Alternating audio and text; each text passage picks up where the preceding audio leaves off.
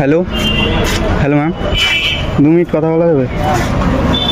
কয়েকটা ফটো নিতাম তোমাদের, ইনস্টাগ্রামে আপলোড করতাম রিলস হিসেবে। ভালো লাগছে তো এখন? হ্যাঁ, কিউট। মেকআপ করে আসবো। মেকআপ ছাড়াই ভালো আসবে, আমি এডিট করে দিব তো। ফটো পাঠিয়ে দিব, যদি ভালো না আসে তাহলে আপলোড করবো না। পোজ একে ওপরের দিকে তাকায় থাকো।